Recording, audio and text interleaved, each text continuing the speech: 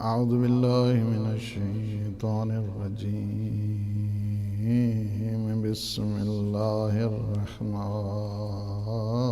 الرحيم. اللهم صل على محمد وآل محمد. اللهم إن تشاء تعف عنا بفضلك، وإن تشاء تعذبنا فبعدلك، فسهل لنا عفوك بمنك، وأجرنا من عذابك بتجاوزك، فإنه لا طاقة لنا بعدلك، ولا نجاة لأحد منا دون عفوك. يا غني الأغنياء، ها نحن عبادك بين يديك، وأنا أفقر الفقراء إليك، فاجبر فاقتنا بوسعك، ولا تقطع رجاءنا بمنعك، فتكون قد أشقيت من استسعد بك، وحرمت من استرفض فضلك، فإلى من حينئذ منقلبنا عنك، وإلى أين مذهبنا عن بابك. سبحانك نحن المضطرون الذين أوجبت إجابتهم، وأهل السوء الذين وعدت الكشف عنهم، وأشبه الأشياء بمشيتك، وأولى الأمور بك في عظمتك، رحمة من استرحمك، وغوث من استغاث بك، فارحم تضرعنا إليك، وأغننا إذ طرحنا أنفسنا بين يديك. اللهم إن الشيطان قد شمت بنا إذ شيعناه على معصيتك، فصل على محمد وآله، ولا تشمته بنا بعد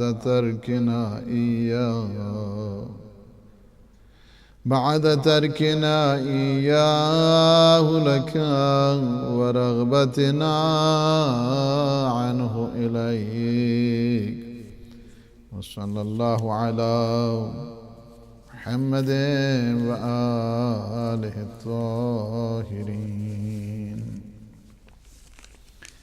صحیفہ مبارک سجادیہ کے پروگرام میں اپنے تمام ناظرین اور سامعین کی خدمت میں ہدیہ سلام پیش کرتا ہوں، اور دعا ہے کہ اللہ سبحانہ و تعالی ہم سب کی عاقبت کو بخیر فرمائے اور ہمارے گناہوں سے عفو درگزر فرمائے اور ہمیں توفیق دعا نصیب فرمائے۔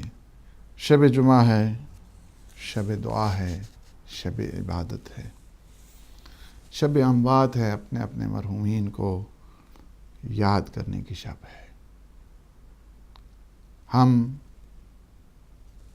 جو فاصلہ آ گیا تھا اس پروگرام میں، ظاہر ہے کہ ایام عزا تھے اور اس کی وجہ سے جو ریگولر پروگرام تھے، وہ ریگولر جو ای پی جی تھی وہ سسپینڈ تھی، اور ظاہر ہے کہ ہونا بھی چاہیے۔ اسی طرح ہی آج سے ہم پھر نئے جو وہی گزشتہ سے پیوستہ اسی سلسلے کو جوڑتے ہوئے اور صحیفہ سجادیہ کی 10ویں دعا آپ کی خدمت میں پیش کی گئی ہے، اور یہ صحیفہ مبارک سجادیہ قرآن مجید کے بعد اگر دا موسٹ ایتھینٹک بک جس کو کہا جائے وہ ہے صحیفہ مبارک سجادیہ۔ ایک امام علیہ السلام بول رہے ہیں، تکلم کر رہے ہیں، کلام کر رہے ہیں، دعا پڑھ رہے ہیں، تو دوسرے امام علیہ السلام املا کر رہے ہیں، تیسرے امام علیہ السلام وٹنس بن رہے ہیں۔ یہ دعائیں ہیں امام سجاد علیہ السلام کی، انہوں نے تعلیم دی، امام محمد باقر علیہ السلام نے املا کیا، اور امام جعفر صادق علیہ السلام وٹنس تھے، دیکھ رہے تھے وہاں پہ۔ اور یہ سینہ بسینہ یہ دعائیں، اور بڑے زحمتوں کے بعد اور بڑی مشکلات اور مشقات کے بعد ان دعاؤں کے یہ خزانے ہم تک پہنچے ہیں، اور بڑی اس میں سفارشات کی جا رہی تھی کہ صحیفہ سجادیہ کو احسن انداز کے ساتھ پہنچایا جائے ہمارے ماننے والوں تک، تاکہ بنو امیہ کی ان مختلف جو ہاتھ کنڈے تھے اور مختلف کارستانیاں تھیں کہ کہیں ان کے ہاتھ نہ لگ جائے، اور یہ بہت بڑا جو علمی اور فکری اور عقیدتی خزانہ ہے اس کو کہیں نقصان نہ پہنچے۔ تو یہ تاکیدات خود ائمہ علیہ السلام کی طرف سے تھیں، اور بڑی یعنی خاص نگہداشت کے ساتھ اس صحیفے کو رکھا جاتا تھا۔ اس پہ بڑے خاص جو صاحب اسرار لوگ تھے انہیں صحیفہ کی خبر تھی، اور بعد میں آتے آتے یہ سلسلہ تاکہ جب مومنین تک پہنچا، اور آج آپ کوئی نہیں دیکھتے ہیں کہ مسلمان ہو حقیقی اور اس کے گھر میں صحیفہ سجادیہ نہ ہو۔ یہ تو نہیں ہو سکتا۔ میں اپنے مومنین کی بات نہیں کر رہا ہوں۔ مومنین کے تو وہ مومن کیسا ہے کہ جس کے گھر میں قرآن نہیں ہے، وہ مومن کیسا ہے کہ جس کے گھر میں صحیفہ مبارک سجادیہ نہیں ہے، صحیفہ کاملہ نہیں ہے، اور وہ کیسے کس قسم کے مومن ہیں کہ جن کے ہاں نہج البلاغہ نہیں ہے۔ تو یہ وہ چیزیں ہیں کہ جو علمی خزانہ ہے اور علمی گھرانے کے وہ فیوز اور برکات کا حصہ ہے کہ جو ہر گھر میں ہونے چاہیے۔ مفاتیح الجنان ہر گھر میں ہونی چاہیے، قرآن مجید ہر گھر میں ہونا چاہیے، صحیفہ سجادیہ ہر گھر میں ہونا چاہیے، نہج البلاغہ ہر گھر میں ہونا چاہیے، کہ یہ تو ابتدائی وہ ہیں، بیسک چیزیں ہیں کہ جن کی طرف ہر ایک مسلمان کو توجہ کرنا چاہیے۔ تو میں فقط اس کو ایک سلسلے کو جوڑنے کے لیے، آپ نے دیکھا کہ آج سے تقریباً یہ کوئی ممکن ہے کہ 200 سے زیادہ پروگرام اس صحیفہ سجادیہ کے سلسلے میں ہوئے ہیں، اور یہ پہلی دعا سے لے کر اب ہم 10ویں دعا تک پہنچے ہیں، اور سلسلہ ہمارا یہاں تک پہنچا کہ یہ جو 10ویں دعا ہے اس میں آپ نے دیکھا کہ امام علیہ السلام اللہ سبحانہ و تعالی سے التجا کے سلسلے میں دعا کرتے ہیں، اور یہ گزارش ہے، یہ التجا ہے اللہ سبحانہ و تعالیٰ کے حضور، راز و نیاز کیا جا رہا ہے، اور پورے اس میں آئیڈیالوجی ہے، پورے اس میں عقائد ہیں، اور انسان کی جو ہمبلنس ہے اس میں وہ ہے تحمل ہے، بردباری ہے، اور یہ بتا دیا گیا ہے کہ آپ نے اپنے آقا سے خطاب کرنا ہے نا، تو آپ جب اپنے آقا اور مولا سے خطاب کریں گے تو آپ کا انداز گفتگو پتہ ہے کیسا ہونا چاہیے۔ یہ بھی بتایا گیا ہے کہ پروردگار اگر تو معاف کر دے، اگر تو معاف کر دے اور تو معافی کا ارادہ کر دے تو کیا ہے، یہ سارے کا سارا یہ تیرے فضل کے ان نتائج میں سے ایک نتیجہ ہے، تیرے فضل کی وجہ سے ہے، تیرے عادل کی وجہ سے نہیں۔ اگر تو عادل چاہے تو اگر تو عذاب کرے ہم پہ تو یہ تیرے عادل کا تقاضا ہے، یہ تیرے انصاف کا تقاضا ہے، یہ تیری جسٹس کا تقاضا ہے، چونکہ ہمیں پتہ ہے ہمارے حالات کیسے ہیں، ہمارے واقعات کیسے ہیں، ہمارے احوال کیسے ہیں۔ تیری وہ بے انتہا نعمتیں، لا متناہی نعمتیں، کاؤنٹ لیس نعمتیں، and bounties and blessing، اور ادھر سے ہم لوگوں کی وہ ناشکریاں۔ اگر تو عذاب کرے تو یہ کوئی عذاب یہ نہیں ہے کسی نعوذ باللہ کو ظلم ہو رہا ہے، نہیں، یہ تیرے عدل کی وجہ سے ہے، اور تو معاف کرے تو تیرے فضل کی وجہ سے ہے، فضل کی وجہ سے معاف کر دے۔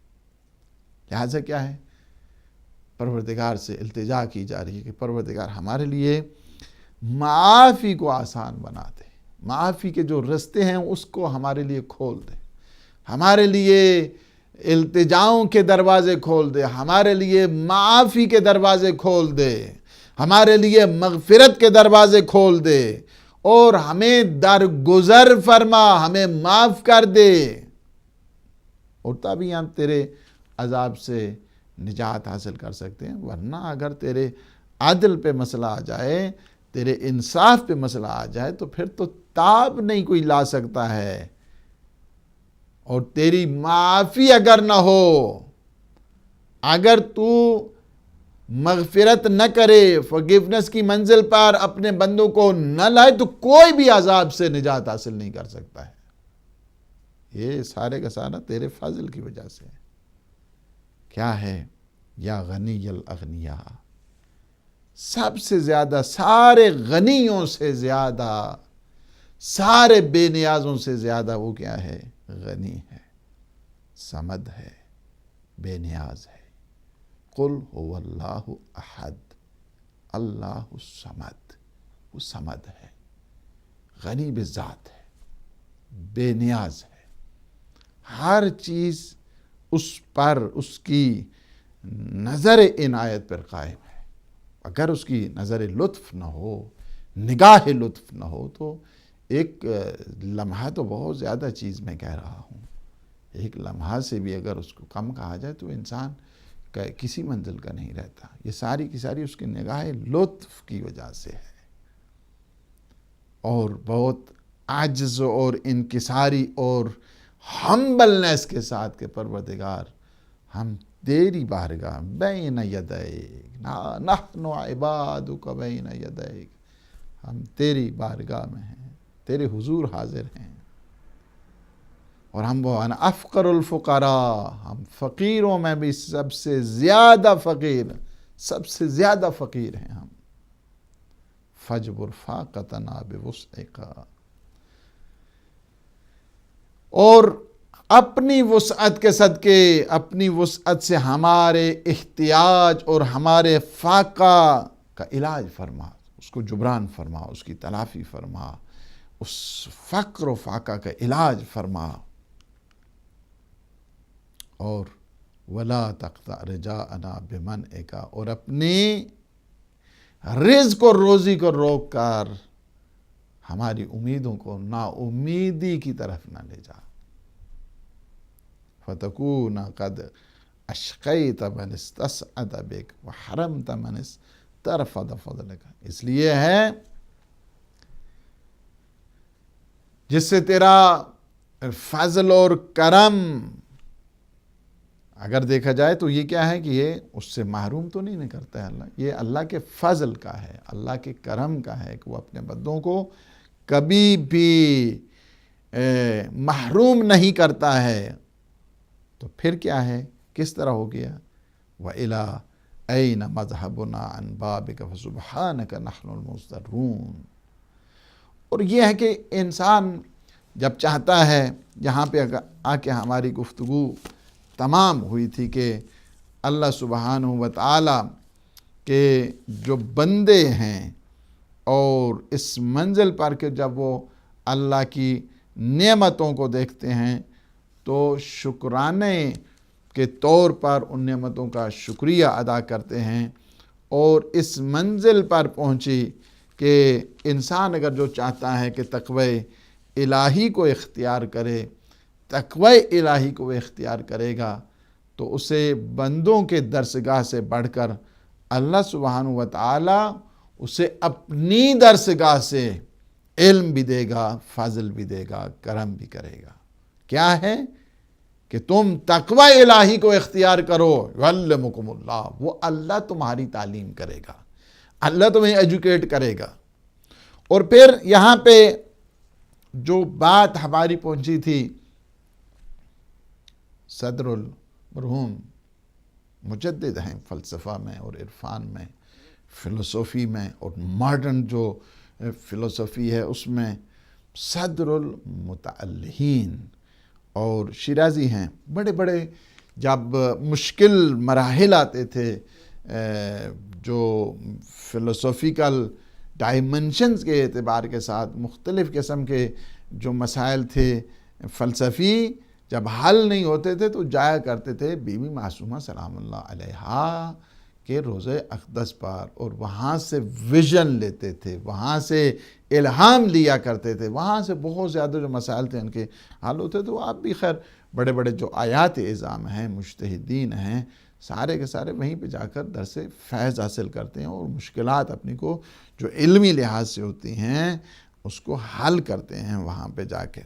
فرماتے ہیں کہ تمام کی تمام جو خوشبختی ہے اور اچھائی ہے اس کی بنیاد وہ کیا ہے؟ حکمت ہے، حکمت کا حصول ہے۔ حکمت کا مطلب یہ نہیں ہوتا کہ چند پڑیاں لے لے اور پڑیاں لے کر اور بیچنا شروع کر دے، جس طرح ہمارے یہاں حکمت سے وہ جی بڑی حکمت اس نوانی ہے، وہ بڑا حکیم ہے۔ ہمارے یہاں حکیم سے مراد وہ دوسرے ہیں۔ ایک طریقہ علاج ہوتا ہے ایلوپیتھی کا اور ایک طریقہ علاج ہوتا ہے وہ دوسرا، تو اس میں بھی ایک حکمت ہوتی ہے کہ جو سادہ سادہ اور جڑی بوٹیوں کے ذریعے جو انسان کا علاج کرتے ہیں اس کے ذریعے۔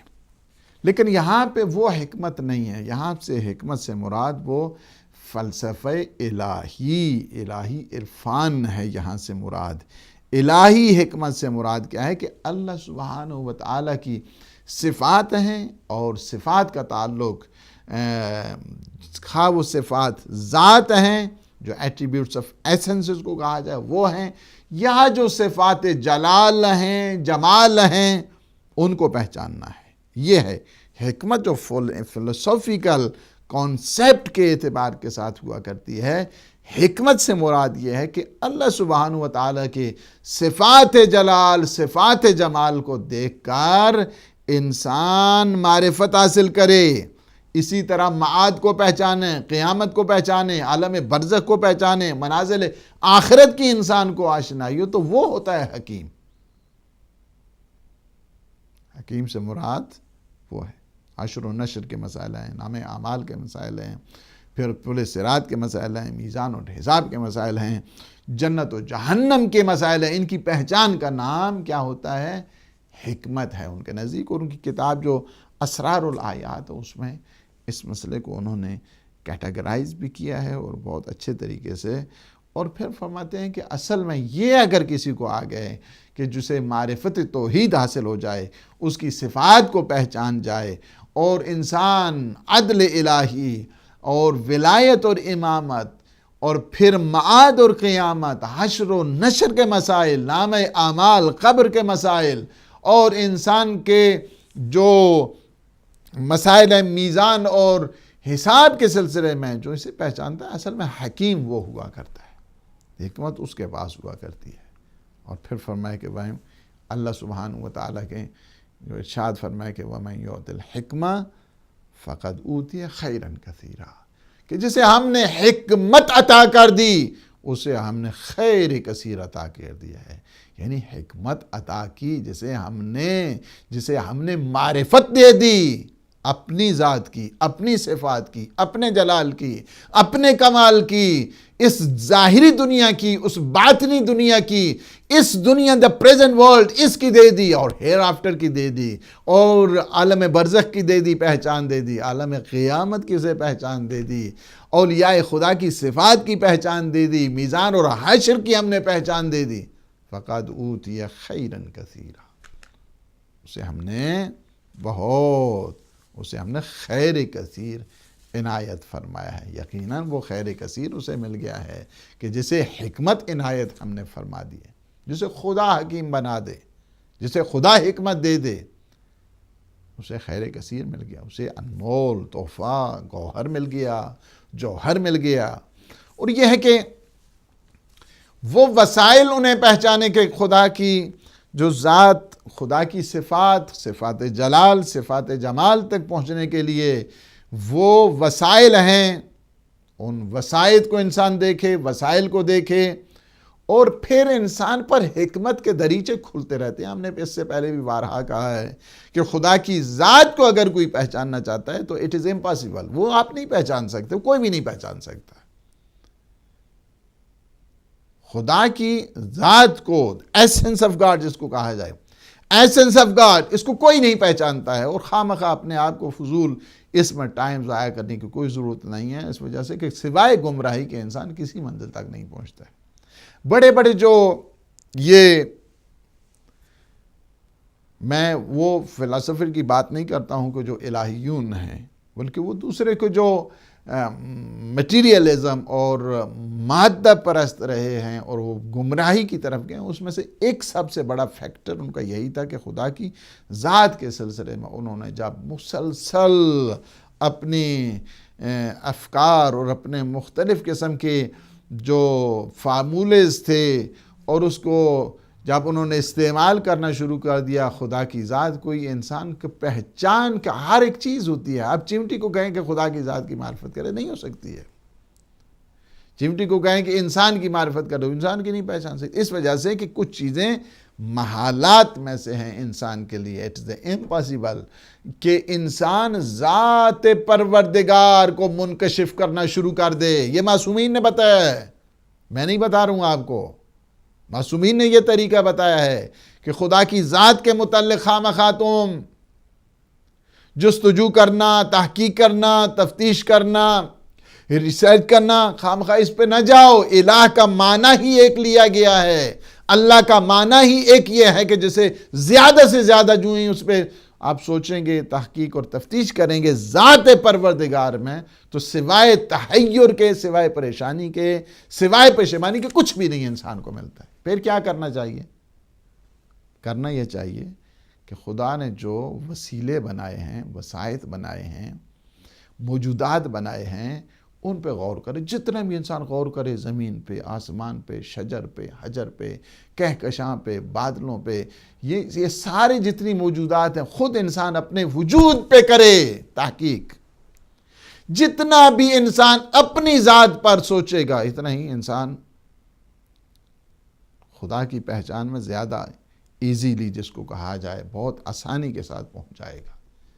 اسی وجہ سے امام جعفر صادق علیہ السلام کے پاس ایک آیا، دہریہ آیا، دہریہ یعنی ایتھیسٹ، جب آیا امام کے پاس آ کر کہنے لگا، آپ بتائیں کہ خدا کے وجود کے اوپر کیا دلیل ہے، ایگزسٹنس آف گاڈ، اس کے اوپر آپ ایویڈنس دیں، دلیل دیں، پروف دیں،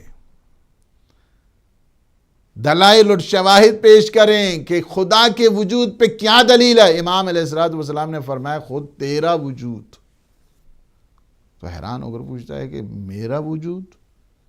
فرمایا ہاں تیرا وجود۔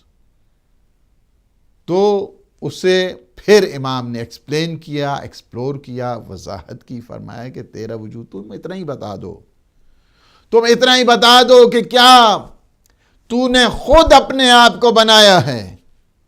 کہا نہیں، میں نے نہیں اپنے آپ کو بنایا۔ فرمایا کہ جس نے تجھے بنایا ہے، کیا وہ تجھ جیسا ہے؟ کہا مجھ جیسا نہیں، مجھ سے افضل ہے۔ فرمایا کہ جہاں پہ سارے سلسلوں کی منتہا ہو جائے، وہی خدا ہے، وہی خدا۔ سمپل وے میں معصومین بتاتے، یعنی کیا ہے؟ ہم کہتے ہیں کہ چھوڑیں آپ پہلے خدا کو، معصومین کو، مولا امیر المؤمنین کو، پیغمبر اسلام کو، یہ پہچان دوسری۔ پہلے تم اپنے آپ کو تو پہچانو، خدا کو نہ پہچانو، کوئی بات نہیں، تم اپنے آپ کو تو پہچانو۔ جسے اپنی پہچان ہو گئی، اسے خدا کی بھی پہچان ہو جائے گی، اسے مصطفیٰ کی پہچان ہو جائے گی، اسے مرتضیٰ کی پہچان ہو جائے گی علیہ السلام۔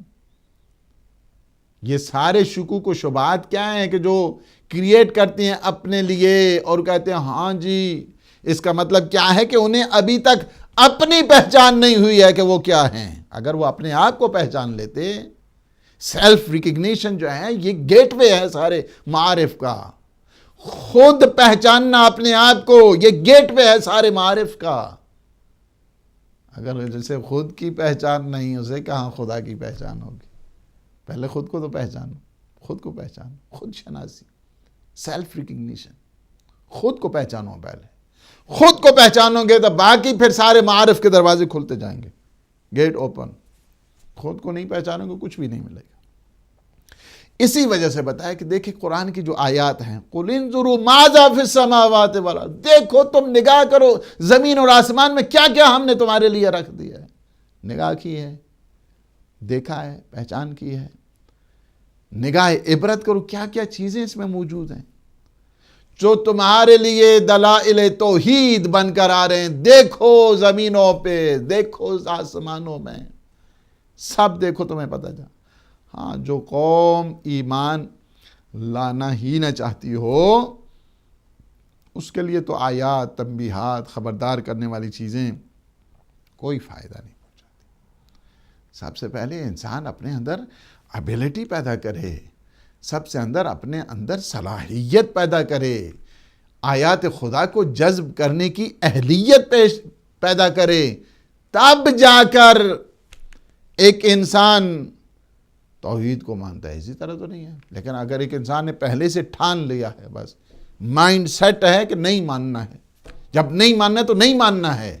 آپ کی بات کو کون مانے گا؟ وہ خدا کی بات کو نہیں مانتا تو آپ کون ہیں؟ آپ کی بات کو کون مانے گا؟ جو خدا کی بات کو نہیں مانتا وہ انسان کی بات کو کیا مانے گا؟ وہ معصوموں کی جو ہے بات کو کیا مانے گا؟ تو یہ ہے کہ اس طرح متوجہ کیا گیا۔ أَفَلَمْ يَنْظُرُوا فِي مَلَكُوتِ السَّمَاوَاتِ وَالْأَرْضِ وَمَا خَلَقَ اللَّهُ مِنْ شَيْءٍ وَأَنْ عَسَىٰ أَنْ يَكُونَ قَدِ اقْتَرَبَ أَجَلُهُمْ فَبِأَيِّ حَدِيثٍ بَعْدَهُ يُؤْمِنُونَ۔ کیا انہوں نے آسمانوں اور زمین کے ملکوت اور سلطنت اور جو چیزیں اللہ نے پیدا کی ہیں ان میں غور نہیں کیا ہے، اور یہ نہیں سوچا کہ شاید انہیں ایک دن موت کا وقت قریب ہو رہا ہے؟ چونکہ جو انسان جا رہا ہے، ہر سانس انسان کی موت کی طرف بڑھ رہی ہے۔ فَبِأَيِّ حَدِيثٍ بَعْدَهُ يُؤْمِنُونَ۔ آخر وہ اس قرآن کے بعد کس بات پہ ایمان لائیں گے؟ قرآن ایک بہت بڑا ایک ایویڈنس اور اللہ سبحانہ و تعالیٰ کی طرف سے ایک تعلیمات کا خزانہ، انسان کی ہدایت کا خزانہ، اس کے بعد بھی مگر کوئی گنجائش ہے ان کے لیے؟ فَبِأَيِّ حَدِيثٍ بَعْدَهُ يُؤْمِنُونَ، کس بات پہ؟ قرآن کے بعد بھی مگر ان کے لیے کوئی ہے کہ وہ ایمان لائیں گے؟ نہیں، یہ بات جھنجھوڑنے کے لیے، ضمیر کو بیدار کرنے کے لیے ہے۔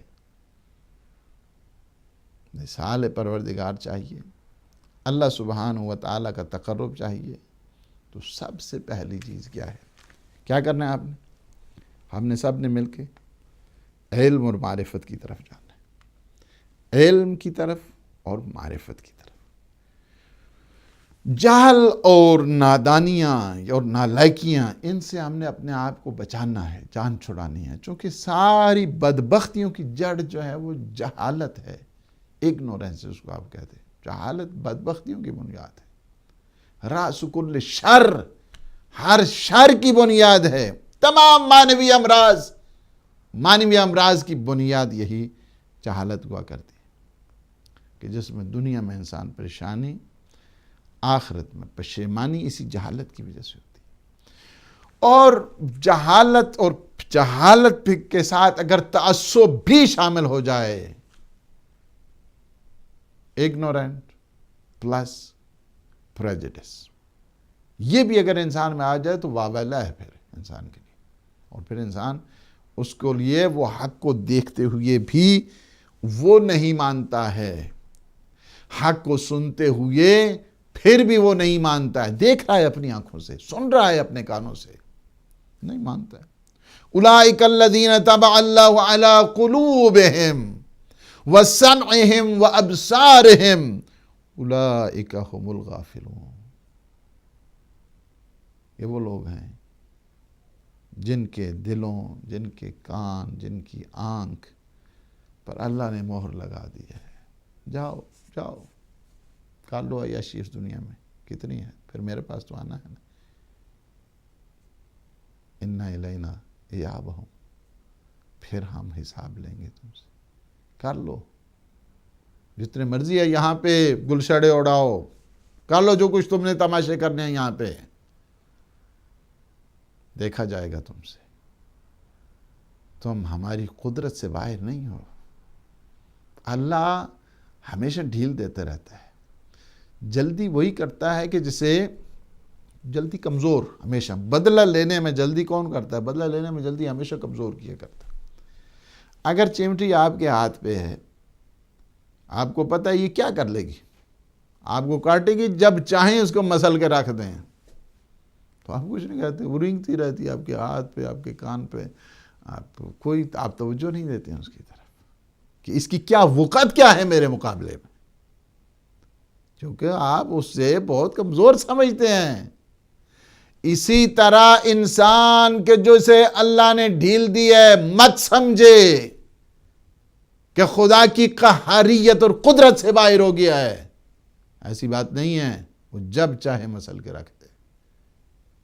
ان ربک لبالمرصاد، تمہیں خبر نہیں نا، ان ربک لبالمرصاد، تمہارا رب گھات لگائے ہوئے بیٹھا ہے، ڈھیل دیتا ہے، مہلت دیتا ہے، ڈیلے کرتا رہتا ہے اپنے عذاب کو، پھر بھی یہی کہتا ہے کہ شاید یہ پلٹ کے آ جائے، لیکن کبھی خدا کے ہاں دیر تو ہو سکتی ہے، اندھیر نہیں ہے، اندھیر نگری نہیں ہے وہاں پہ۔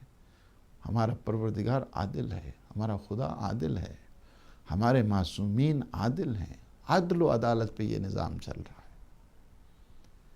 لیکن جو جان بوجھ کر اپنی آنکھوں پہ پٹی باندھتے ہیں، جان بوجھ کر اپنے عقل کو استعمال نہیں کرتے، کل آپ نے سنی ہے مفصل گفتگو ہماری مکارم اخلاق میں، یہ وہی لوگ ہیں منافقین، ظاہر کچھ اور باطن کچھ، اندر کچھ اور باہر کچھ۔ اللہ ان لوگوں کو کہ جنہیں مختلف دلائل اور شواہد اور تنبیہات کے بعد، اپنی آیات کو دکھانے کے بعد بھی جو نہیں مانتا، فرمایا جاؤ جاؤ کر لو جو کچھ تم نے کرنا ہے، تمہیں اب کچھ نہیں سمجھ آنے والی ہے، تمہیں اب کچھ نہیں ملنے والا ہے۔ یہ وہ لوگ ہیں منافقین کہ جن کے دلوں پہ اللہ نے تالے لگا دیے، جن کے دلوں پہ اللہ نے مہر لگا دی ہے، جن کے کانوں پہ اللہ نے مہر لگا دی ہے، جن کی آنکھوں پہ اللہ نے مہر لگا دی ہے۔ ایسا نہیں کہ وہ دیکھتے نہیں سنتے، دیکھ رہے ہیں، لیکن حق اور حقانیت سے دور۔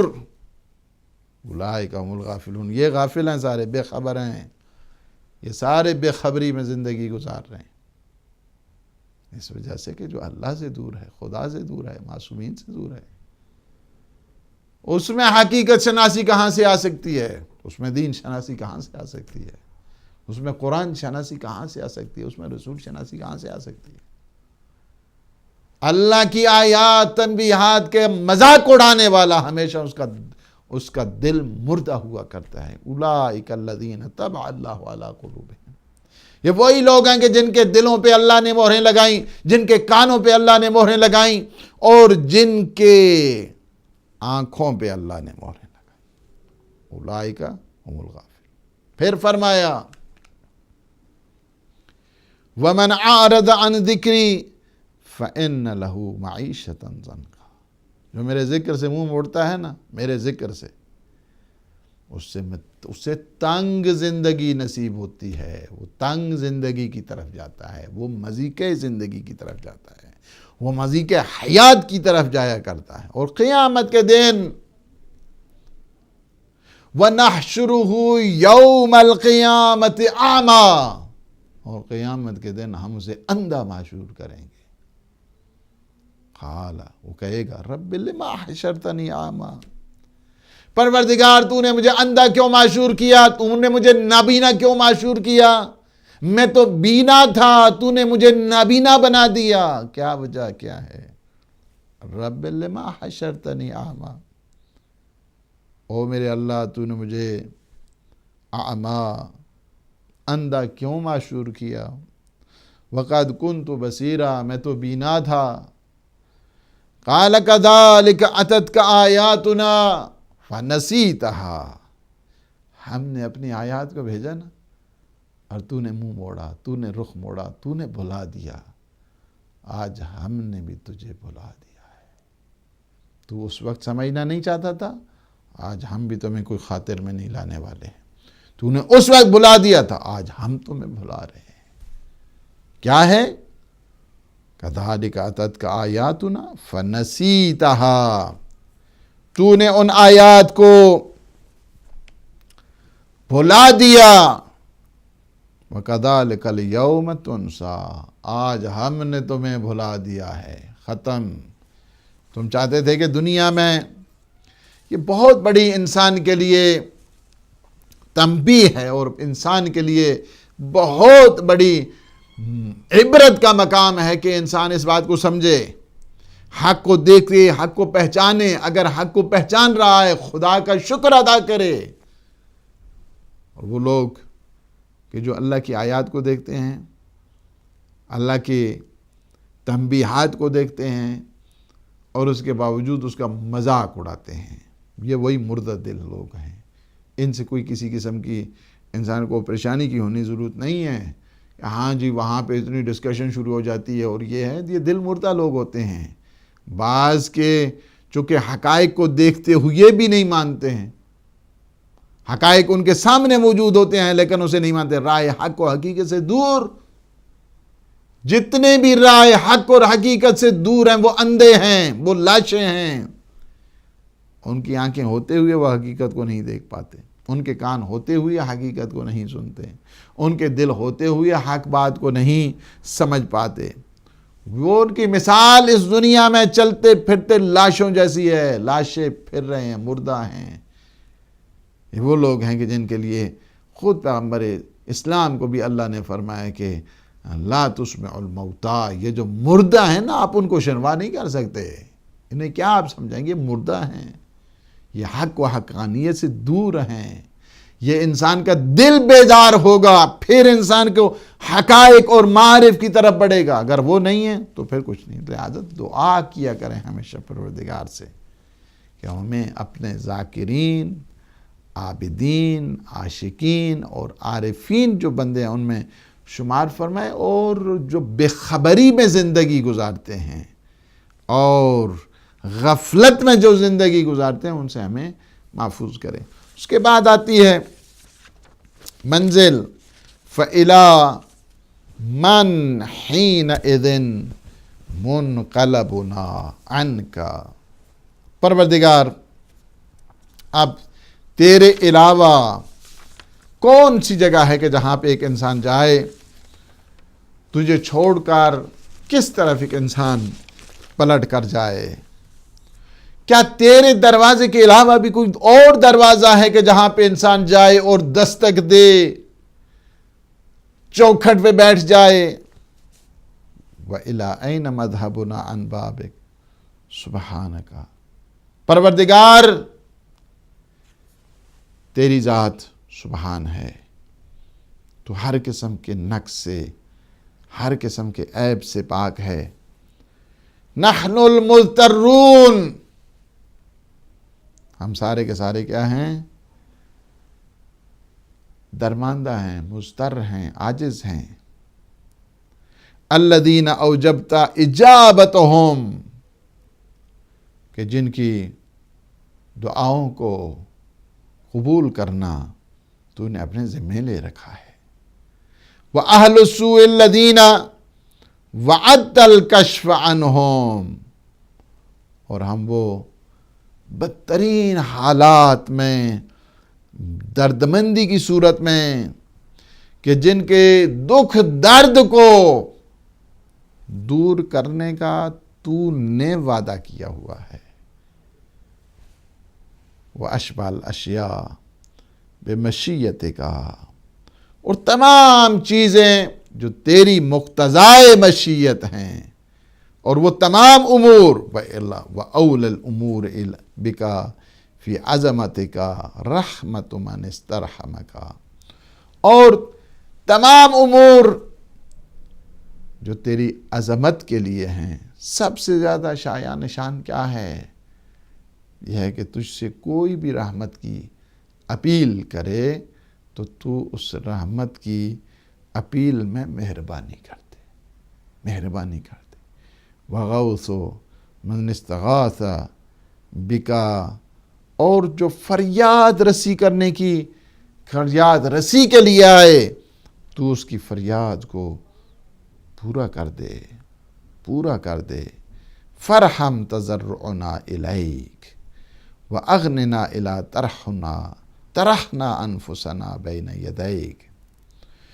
اپنی بارگاہ میں پروردگار ہماری تضرع، ہماری زاری، اس پہ رحم فرما، اور جب ہم آپ کے سامنے اور تیرے حضور اظہار تذلل کر رہے ہیں تو ہمیں بے نیاز کر دے۔ اللہم ان الشیطان قد شمت بنا، پروردگار ہم نے تیری نافرمانی میں شیطان کی پیروی کر لی، وہ تانے دیتا ہے ہمیں۔ دیکھا دعا کے رخ کو کس طرف لے گئے امام علیہ السلام۔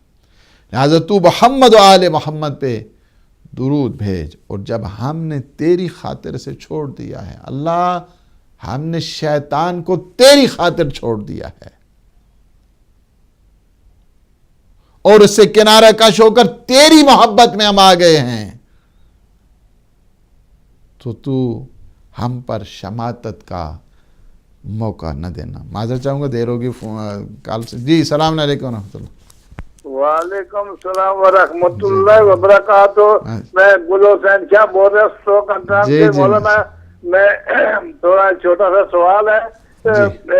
سورت واتین کی یہ آیت ہے، وہ بسم اللہ الرحمن الرحیم، واتین وزیتون وطور سینین ھذا بلد الامین لقد خلقنا الانسان فی احسن تقویم ثم رددناه اسفل سافلین الا الذین آمنوا۔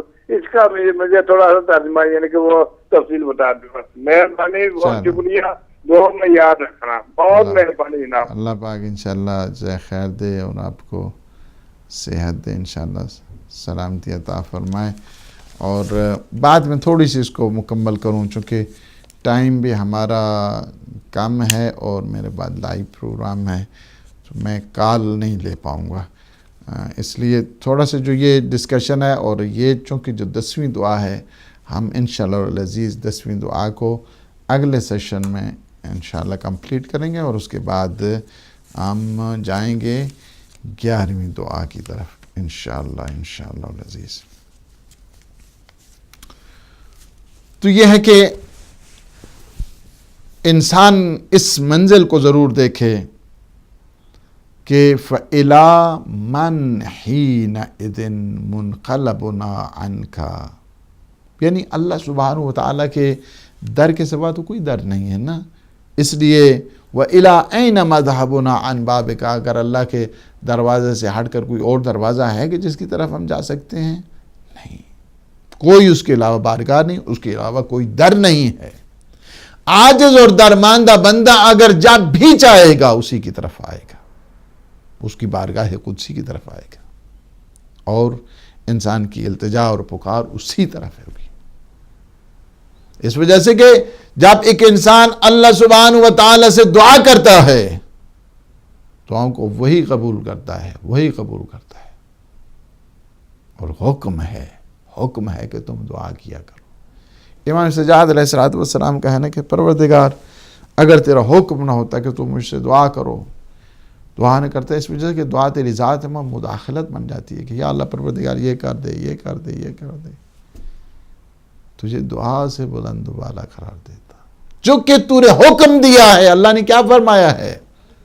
قال ربکم ادعونی استجب لکم، تمہارے رب نے یہ کہا ہے کہ تم مجھے پکارو، میں تمہاری دعاؤں کو قبول کروں گا۔ یہ وعدہ پروردگار ہے۔ اگر ہماری حقیقی معنوں میں صحیح دعا ہو جائے تو وعدہ اور دعا کو قبول کرنا یہ اللہ نے اپنے ذمے لے لیا ہے، اللہ کے ذمے ہے، اللہ سبحانہ و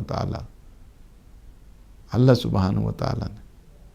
تو یہ ہے کہ قال ربکم ادعونی استجب لکم ان الذین یستکبرون عن عبادتی، جو میری عبادت میں، یعنی جہاں پہ عبادت سے مراد دعا ہے، یعنی دعا کو عبادت قرار دیا گیا، روایات میں مخ العبادہ کہا گیا ہے، عبادتوں کی جو جان ہے اس کا نام دعا ہے، دعا سے دور حقیقت میں لطف پروردگار سے دور ہوا کرتا ہے۔ اس لیے فرما دیا کہ جو شخص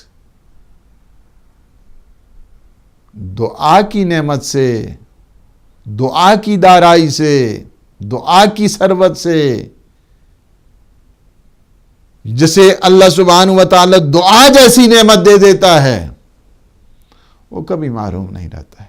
بالآخر دروازے کو کھٹکھٹاتے رہو، ایک دن دروازہ کھل جاتا ہے،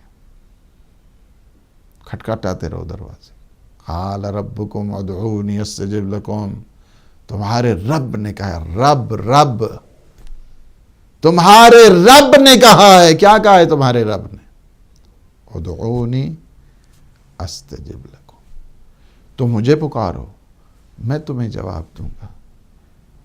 ان الذین یستکبرون عن عبادتی، انشاءاللہ کل لے لیں گے، کل لیں گے۔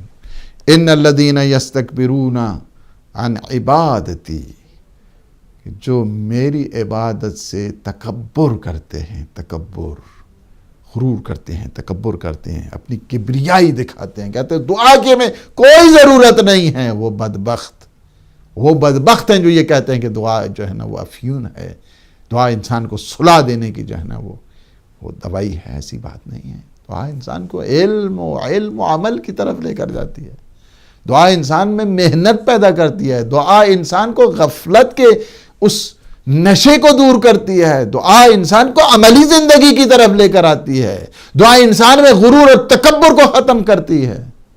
ان الذین یستکبرون عن عبادتی سیدخلون جہنم داخرین، میں انہیں جہنم میں اوندا منہ لٹکاؤں گا۔ جو میری دعا سے منہ موڑتے ہیں، میری عبادت سے منہ موڑتے ہیں، نہایت ذلت اور خواری کے ساتھ، نہایت ذلیل ہو کر، خوار ہو کر جائیں گے جہنم۔ وَإِلَىٰ أَيْنَ مَذْهَبُنَا عَنْ بَابِكَ، تیرے در کو چھوڑ کر ہم کدھر جائیں؟ پروردگار تو بتا دے، تیرے در کو چھوڑ کر ہم جائیں گے تو کدھر جائیں؟ تیرے در کے علاوہ کوئی در ہے کہ ہم ادھر جائیں؟ اس کو گرامیٹکلی عربی زبان میں اس کو کہتے ہیں کہ یہاں پہ یہ استفہام انکاری ہے، یہ جو ریجیکشن ہے یہ ہے استفہام، یعنی آپ نے اس انداز کے ساتھ، یعنی نفی کے بعد نفی، استفہام انکاری، نفی کے بعد، جس طرح فَمَن يَهْدِي مَنْ أَضَلَّ اللَّهُ، ٹھیک ہے، فَمَن يَهْدِي، جسے خدا گمراہ کرے اسے کون ہدایت دے سکتا ہے؟ جسے خدا گمراہ کرے اسے کوئی ہدایت دے سکتا ہے؟ مطلب یہ نہیں ہے کہ نہیں ہو سکتی ہے، اٹ از امپاسبل، نہیں ہو سکتی، محال ہے۔ جسے خدا گمراہ کر دے اسے کوئی ہدایت نہیں سکتا، یعنی کوئی نہیں دے سکتا۔ امام علیہ السلام نے بھی یہ یعنی کہا وَإِلَىٰ أَيْنَ مَذْهَبُنَا عَنْ بَابِكَ، یعنی تیرے در کے علاوہ در ہے ہی کچھ نہیں، سارے در تیرے ہی ہیں، سارے در تیرے ہیں، نہ تیرے در کو چھوڑا جا سکتا ہے، نہ تجھ سے رخ موڑا جا سکتا ہے، تیری طرف تیرا ہی دروازہ ہے، تیری ہی بارگاہ ہے کہ جس کی طرف ہمیں آنا ہے، تو ہی منزل ہے، تو ہی مراد ہے، تو ہی ملجا ہے، تو ہی ماوا ہے، اور ساری امیدیں تیرے ساتھ ہیں۔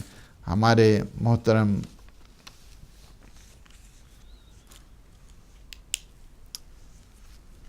گل حسین شاہ سے ہم نے فون کیا، انشاءاللہ کل جو ہے نا کل پیام قرآن کا پروگرام ہے، اس سلسلے میں ہم اس جواب کو کل دے دیں گے، چونکہ ٹائم ہمارا اختتامی مراحل پہ ہے. ہم دعا کرتے ہیں اور اس ڈسکشن کو ہم انشاءاللہ العزیز اگلے سیشن میں کمپلیٹ کریں گے اور جائیں گے پھر اگلی دعا کی طرف. دعا کہ جو ہے 11ویں دعا انشاءاللہ العزیز ٹرائی ہم ضرور کریں گے. پروردگار ہمارے ان لمحات کو اپنی عبادت میں شمار فرما، ہمارے گناہوں سے عفو درگزر فرما. خدایا بحق محمد و آل محمد، شب جمعہ ہے، شب دعا ہے، یہ تیرے مضطر بندے ہیں، تیرے یہ گناہوں رکھنے والے.